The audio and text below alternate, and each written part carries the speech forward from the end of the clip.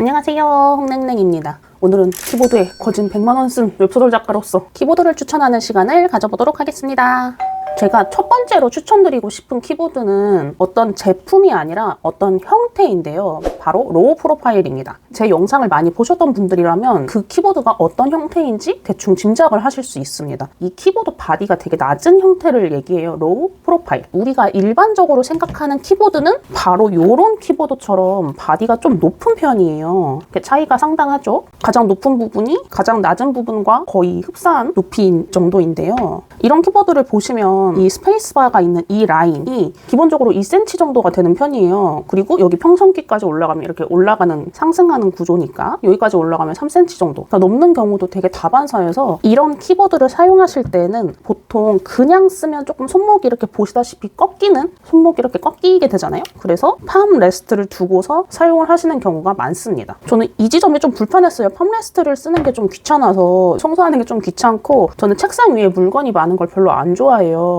그래서 키보드만 딱 놓고 쓸 수 있는 식으로 바디가 낮은 제품은 없나? 이러면서 찾아보다가 로우 프로파일 키보드가 있다는 것을 알게 되었습니다. 그래서 보시면 제 유튜브 첫 영상에 담긴 키보드가 바로 키크롬 키보드인데요. 그 키보드부터 로우 프로파일 제품을 쓰고 있었어요. 제가 사용했던 키크롬 키보드는 현재 단종됐다고 알고 있어요. 바디 재질 정도가 바뀐 키크롬 K8 정도가 제가 옛날에 초창기에 쓰던 키보드가 좀 유사한 제품이 아닌가 싶습니다. 제가 그 제품을 왜 선택했었냐면 우리가 일반적으로 떠올리는 키보드는 대체로 폐쇄적인 구조예요. 안으로 들어가서 이제 눌리는 구조. 이런 키보드는 키보드 청소를 하려면 키캡을 다 빼지 않는 이상 솔직히 굉장히 먼지 제거가 어려운 편이에요. 근데 그 키크롬 키보드는 솔로 키캡 사이를 살살 문지르면 먼지가 다 빠져나오는 거예요. 그래서 너무 청소가 편해서 굉장히 오랫동안 사용했었습니다. 바디도 낮고 그래서 손목에 무리가 가지 않고 당시 기계식 스위치였다고 기억하는데요. 그래서 기계식 스위치의 즐거움, 소리나 압력 등도 함께 즐길 수 있어서 상당히 오래 썼어요. 한 1년 정도 제가 키크롬 키보드와 함께 했다는 걸 아실 수 있을 거예요. 이후로 로지텍 기계식 키보드 G913 텐키리스 그 키보드를 굉장히 오랫동안 썼었고 그 키보드가 사용한 지 오래돼서 약간 수명이 좀 다 했기 때문에 그래서 그 다음 키보드로 선택한 제품이 키크론 K15 앨리스 키보드였어요. 근데 이 앨리스 키보드부터 굉장히 교체 주기가 빨라졌는데 이 이유를 이제 곧 이어서 설명드리도록 할게요. 제가 키보드를 오래 사용하는 웹소설 작가인 만큼 저는 하루에 진짜 많이 쓰면 한 3만 자까지도 쓰거든요. 그래서 제가 정말 처음으로 인체공학 배열 이런 직선 형태가 아니라 대각선 형태로 만들어진 키보드가 있었어요. 그런 걸 보통 앨리스 배열이라고 하는 모양이에요. 그래서 키크론 K15의 앨리스 배열 키보드를 샀는데 그 키보드가 인체공학 키보드 어깨가 말리지 않는 방식으로 키보드를 사용할 수 있다. 이렇게 팔을 약간 벌리는 방식으로. 그래서 그 제품을 샀는데 한평생 쓴 거잖아요. 제가 30년 넘게 쓴 키보드가 직선 형태인데 사람이 버릇이 한 번에 바뀌지 않더라고요. 그래서 너무 불편한 거예요. 그런 방식이. 그래서 어쩔 수 없이 일반 텐키리스 키보드로 돌아갈 수밖에 없었어요. 그래서 제가 키크론 키보드를 사용하다가 로지텍으로 넘어왔다가 키크론 K15 앨리스 배열 키보드를 이제 사용을 포기하고 다음으로 구매한 제품이 바로 이 제품 아콘 E1 프로 제품입니다.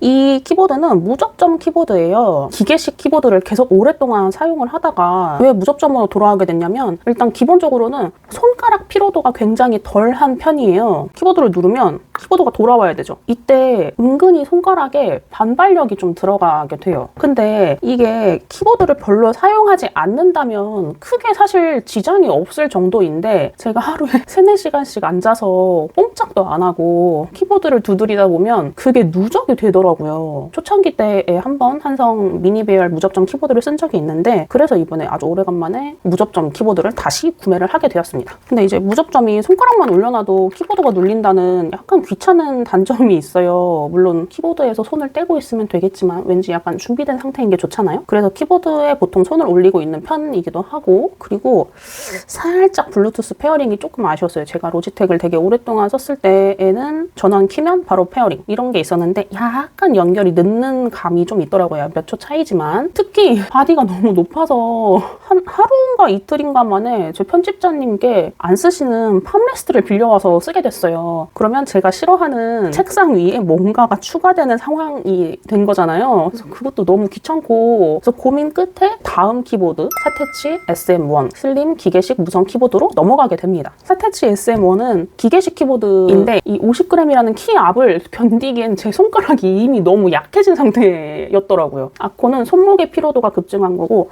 사테치에서는 기계식 키보드에 키압이 주는 반발력 때문에 손가락 피로도가 너무 높아져서 키보드에 기능키가 대부분 있잖아요. 키보드 회사마다 좀 편차가 있는데 이렇게 기능을 넣어놓는 곳이 있어요. 그런데 사테치 SM1의 굉장히 충격적인 지점 중에 하나는 기능키와 펑션키가 바뀌어 있었어요. 보통은 이제 펑션키가 먼저 나와 있고 뭐 FN이나 뭐 기타 조합키를 써서 기능을 사용할 수 있게 펑션키에 묻어놓는 건데, 근데 사테치는 펑션키를 안에 넣어놓고 기능키를 바깥으로 꺼내놨는데 이걸 편하게 여기시는 분들도 근데 분명히 있을 것 같아요. 그런데 저한테는 굉장히 불편했어요. 저는 이런 펑션키를 굉장히 잘 쓰고 되게 많이 쓰는 편이거든요. 그렇다 보니까 이 두 가지 아쉬움 때문에 이 키보드를 더 쓸 수 없게 된 상황이 완전히 닥친 거죠. 그래서 다음 키보드를 살 수밖에 없게 되었습니다. 무접점 키보드 그리고 로우 프로파일 키보드로만 한정을 해서 검색을 했는데요. 펜타그래프 키보드를 저는 아예 제가 구매한다고 생각조차 하지 않고, 왜냐하면 이런 펜타그래프 키보드는 키캡 이동 거리가 굉장히 짧잖아요. 손가락으로 계속 키캡과 키보드 판까지 두드리는 꼴이 돼요. 그러니까 손가락에 돌아오는 부담이 굉장히 커지는 거죠. 그래서 사실 제가 요즘에는 노트북이나 태블릿 PC로 거의 작업을 하지 않는 편이에요. 보통 외부에서는 스마트폰으로 터치 입력을 하고 집에서는 이제 이 키보드로 작업을 하고 있습니다. 그래서 로우 프로파일과 무접점 키보드가 아니면 안 사겠다는 생각으로 검색을 막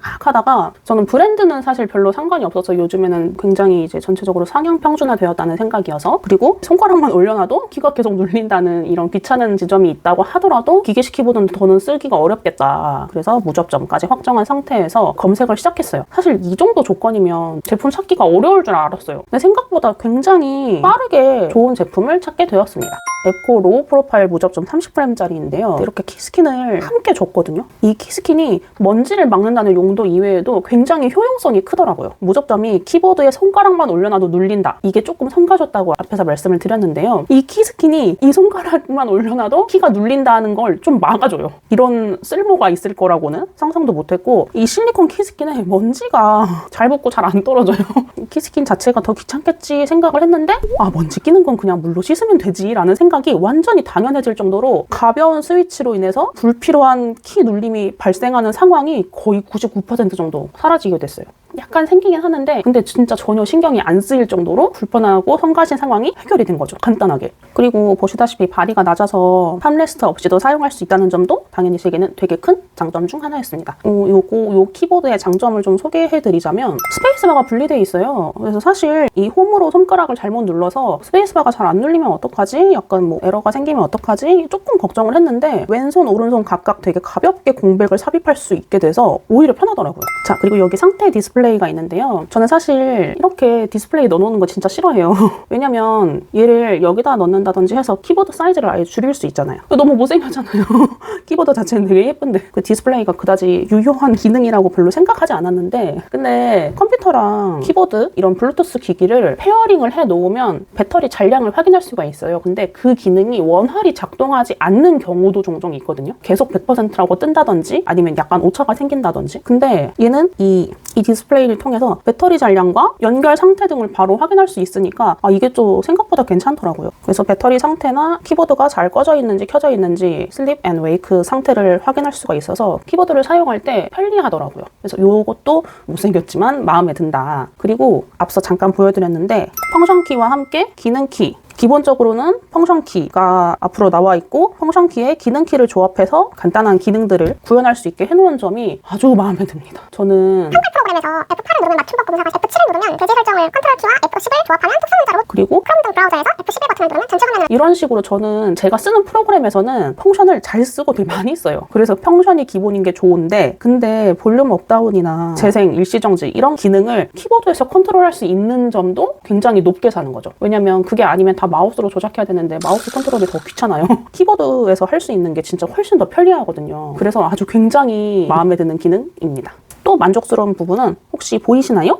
배열이 조금 다릅니다. 아콘 E1 프로는 눈에 익숙한 텐키리스 키보드죠. 텐키리스 키보드가 좀 유행하게 된 이유 중 하나가 숫자 배열이 있어서 마우스를 사용할 때 거리가 멀어지게 되면 손목이나 팔이 불편해지니까, 그래서 텐키리스가 좀 유행을 한 거잖아요. 좀 더 사용성이 편리하니까. 근데 제가 사테치를 쓰면서 미니 배열이 텐키리스보다 가로폭이 더 좁잖아요. 이게 너무 편리하더라고요. 제가 마우스를 쓰다 보면 좀 약간 몸이 기울어지는 특이한 습관이 있는데 마우스가 손가락 한 마디 여기 정도 더 가까이 있을 수 있으니까 어깨나 팔 이런 움직임도 좀 더 편해져서 이 미니 배열인 것도 굉장히 만족스러운 부분 중에 하나입니다. 그리고 제가 앱코를 쓰면서 굉장히 만족하는 부분 중에 하나는 쓸데없는 백라이트가 없어요. 이게 너무 좋아요. 아니 충전하는 것도 다 전기세 나가는 거잖아요. 무슨 부귀영화를 누리겠다고 키보드에 LED 백라이트를 넣어서 번쩍거리게 하는 게 저는 진짜 화면에 집중해야 되는데 여기서 번쩍거리고 있으면 신경 쓰이지 않을까요? 그래서 전기세도 아낄 겸 해서 저는 여기 이 키보드에 백라이트가 없다는 점도 굉장히 만족하고 있습니다. 그리고 제가 이 앱코 키보드에서 또 인상적이었던 부분 중 하나는 이거는 저한테는 사실 그렇게 크게 필요는 없는 부분인데 이런 게 필요하신 분들도 있을까 싶어서 소개를 해드려봐요. 보이시나요? 이렇게 스프링을 제공하고 있어요. 이게 어떤 거냐면 무접점 30g이 가벼우신 분들이 있을 수도 있잖아요. 그래서 키캡 사이에 이 스프링을 넣어서 키압을 조절할 수 있게 일종의 퍼스널라이징이 가능하게 키트를 제공해줬다는 점이에요. 그래서 저는 이제 아무런 반발력을 느낄 수 없는 무접점 키압이 정말 너무 마음에 들지만 혹시 그런 게 아쉬우신 분들이 있을 수도 있잖아요. 그래서 이렇게 제조사에서 아예 스프링을 제공한다는 점이 아주 굉장히 사용자의 편의를 위해서 굉장히 노력을 했구나 라고 느껴져서 아주 좋았어요. 제가 말씀드렸던 이 모든 건 이 키보드의 단점이 되기도 합니다. 미니 배열이 불편하신 분들이 있을 수도 있잖아요. 디스플레이가 필요하지 않은 분도 있을 거고 LED 백라이트가 있어서 희열을 느끼시는 분들이 있을 수도 있잖아요. 그리고 로우 프로파일이어서 그동안 익숙하던 키보드와는 조금 약간 느낌이 다르니까 이런 게 불편하실 수도 있겠죠. 이 키보드를 추천하려고 제가 영상을 준비한 게 아니라 이런 것들이 있다 말씀드리고 싶어서 사실 영상을 준비한 거예요. 자기에게 맞는 키보드가 있다고 생각해요. 그렇기 때문에 그걸 찾는 방법을 익혀야 되는 게 저는 제일 중요하다고 생각을 합니다. 옛날에는 컴퓨터 사면 키보드 같은 거 그냥 하나씩 껴줬잖아요. 그런 키보드부터 시작해서 한성, 키크론, 로지텍, 아콘, 사테치, 앱코까지 유명한 브랜드는 진짜 하나씩 다 써봤다고 해도 과언이 아닐 정도로 저도 키보드를 굉장히 많이 써봤어요. 근데 진짜 거진 한 100만 원 정도 쓴 것 같아요. 특히 최근 1년 사이에는 50만 원 가까이 썼더라고요. 10만 원, 거의 20만 원에 가까운 키보드를 촉촉 살 만큼 수입이 좋진 않지만 장비가 좋지 않으면 오래 작업하기 어려운 나이와 건강이 되어서 이번에 굉장히 집중해서 골랐어요. 저는 기계식 키보드가 주는 질감이나 소리가 굉장히 매력적인 요소라고 생각해요. 딸깍거리는 소리라든지 그런 것들이 내가 작업할 때 재미를 돋을 수 있다고 생각을 하거든요. 기계식 키보드의 키압을 골라가면서 구매를 했었는데 근데 제가 그동안 간과했던 지점은 바로 반발력이었던 거예요. 그만큼 힘을 줘서 눌렀다면 그 키보드가 다시 제자리로 돌아오기 위해서 손가락에 어떤 힘을 주느냐 이런 것들이 제가 그동안 놓쳤던 부분이었던 거죠. 6, 7년 정도 전에 썼던 한성 키보드 미니 배열 무접점 키보드 이후로 무접점으로는 진짜 몇 년 만에 돌아온 건데 기계식 키보드가 주는 질감이나 소리 같은 것들이 재밌고 당연히 좋죠. 근데 지금은 솔직히 편안히 오래 작업할 수 있는 환경을 갖추는 게 훨씬 더 중요하다고 해서 그래서 이 키보드가 굉장히 마음에 듭니다. 그래서 작가님들께서는 내가 지금 키보드를 사용하는 환경, 그에 대한 손목과 손가락의 반응, 피로도 이런 것들을 굉장히 유심히 지켜보셨으면 좋겠어요. 내가 지금 사용하는 키보드는 어떤 배열인데 키보드와 마우스의 거리가 어떻게 되고 팔이 어떻게 움직이고 이 과정에서 내 어깨나 팔에 무리가 가지는 않는지 그리고 하다못해 사실 이 클릭하는 이 버튼도 가벼운지 무거운지 그런 것들도 손가락 건강 관리에 굉장히 중요한 요소 중 하나라고 생각해요. 어떤 것들이 나에게 더 편리할까? 어떤 것들이 내 작업 환경을 좀 더 편안하게 만들어줄까? 이런 것들을 좀 생각을 해보셨으면 좋겠어요. 키보드를 고를 때 굉장히 여러 요소가 있을 수 있겠죠. 제가 주로 보는 것들은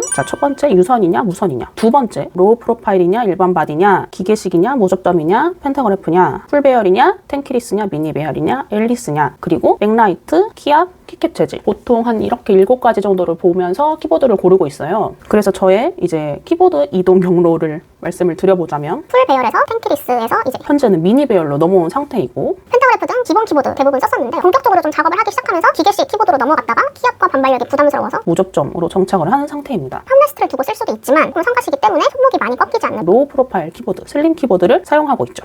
모든 사람에게 동일하게 좋은 키보드는 저는 없다고 생각해요. 무조건 이 키보드가 짱이다. 이런 식으로는 사실 말할 수 없죠. 근데 대신 나에게 맞는 키보드는 분명히 있다고 생각을 해요. 나에게 좋은 키보드를 찾을 수 있도록 내가 어떤 환경에서 불편함을 느끼는지 어느 지점에서 키보드나 마우스 등 장비 개선이 필요한지를 잘 파악하는 게 가장 중요하다고 생각을 합니다. 여기까지 키보드 소개와 자랑 그리고 키보드를 고르는 몇 가지 팁을 말씀드렸는데요. 좋은 키보드, 내게 알맞은 키보드를 꼭 찾으시길 바랍니다. 영상 함께 해주셔서 감사합니다.